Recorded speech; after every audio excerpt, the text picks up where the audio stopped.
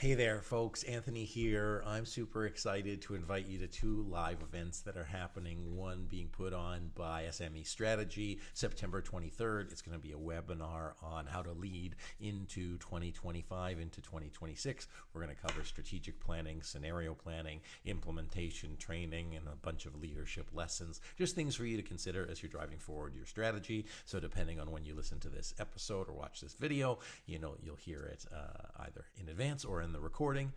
In addition, I'm going to be partnering with the HR Certification Institute to deliver a workshop on how to make strategic planning and implementation work for you as a leader. Expecting a couple thousand people on this one. It'll be very, very exciting. So Tuesday, September 30th in the morning, there'll be links in this video or in the podcast to register for either of those or watch the replay. So hope you're having a great day. Really looking forward to sharing this with you, and I hope you enjoy what's next.